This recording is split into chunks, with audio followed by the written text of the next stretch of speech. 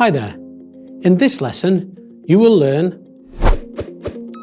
how to explain an economic system and the key allocation decisions, describe the nature of the market system, and analyse how the price mechanism provides answers to the key allocation decisions. The industries in the US economy are changing. For example, shale oil production and high technology industries are expanding, while the production of glass manufacturing and postal service industries are declining. There are also changes in how products are being made. More capital goods are being used in the US car industry. In addition, the richest Americans are consuming more goods and services, while some of the poorest Americans are consuming less. Why are these changes occurring? Who makes the decisions, and how are they put into effect? The answer to these questions is the economic system. An economic system is a term given to the mechanisms that impact the economic behaviour of the institutions and organisations, or both of them. All companies and multinational businesses are examples of institutions, and the government is an example of an organisation which actively impacts the decision of resource allocation in the economy.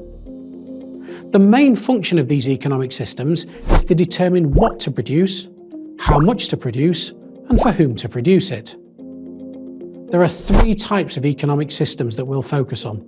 These are market, planned, mixed. These are different in the level of involvement in the government and the price mechanism as a decision maker in resource allocation. For the purpose of this lesson, we'll look only into the market system of economic systems. The market system. An economy which operates on a market system is known as a market economy or a free enterprise economy, where buyers, also known as consumers, determine what is produced. They signal their preferences to sellers through the price mechanism. In a market economy system, government intervention is minimal. Land and capital are privately owned. Private sector firms decide how to produce the products consumers want to buy. Some firms, for instance, maybe steel firms, may employ large amounts of capital relative to labour. They're said to be capital intensive. Others, for example hotels, may use a relatively high number of workers in comparison with the amount of capital used. They rely mainly on labour and so are described as labour intensive. Let's focus on the graph in our example. The price of a product is on the y-axis. The quantity of a product is on the x-axis. The demand curve is labelled D. The supply curve is labelled S. The meeting point of these two curves determines the price, which is labelled as P1. In the case of a market economy, where the goods and services produced are based on the demand and supply of the same, the market will produce this price P1 and this quantity Q1. Notice that in this system, there's no other interference, just the interaction of the demand and supply of the goods. There's no government interference in economic activities, and resources are allocated on the basis of price. Since price plays such an important role in the market system, it's also the reason that there's competition in the market for the same goods and services. For example, a man wants to buy a television from an electronics shop at the mall. There are so many companies making a wide range of televisions, but at different prices. According to his budget, he will look for a suitable television.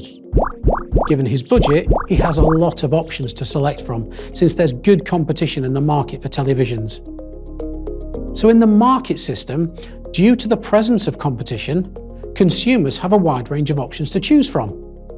Competition creates choices and opportunities for the consumer. This covers the scope of our syllabus for the market system. I'd now like to get your attention back to the graph we saw earlier. The graph that determines the price and the quantity at which an economy will produce. Please note, the price is set at exactly the point where demand meets supply of the goods. Such a situation is called a market equilibrium. But let's have a look at another scenario where the market's not at equilibrium. In the graph now, you can see that the quantity demanded is lower than the quantity supplied. This is a case of excess supply in the market. The market is not in equilibrium here, as the market is not producing at the level where the demand for the product meets the supply of the product.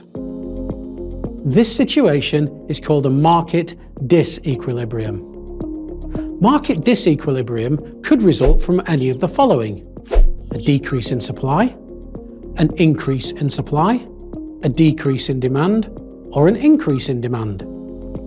It must be noted that the disequilibrium in the market would go back to equilibrium within a lap of time. This is done by the work of price mechanism. Price mechanism is the system by which the market forces of demand and supply determine prices. Let me explain this with an example. There's an excess supply in the market of clarified butter.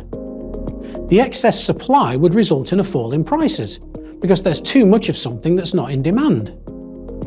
The firm would alternate its functions and reduce the production of clarified butter. As there'll be less produced, there'll be a lesser supply, which will eventually result in an increase in the price, and the market equilibrium is restored. To summarise then, an economic system influences economic behaviour and determines how resources are allocated.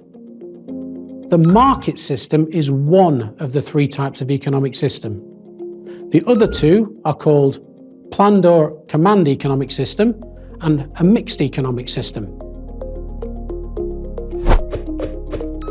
Market economics is where consumers determine what is produced and resources are allocated by the price mechanism. Resources switch from products that are becoming less popular to those that are becoming more popular. Finally, price mechanism. Changes in prices determined by the market forces of demand and supply. Prices will rise if demand increases or if supply decreases.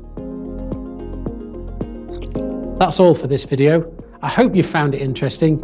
See you in the next video. Bye for now.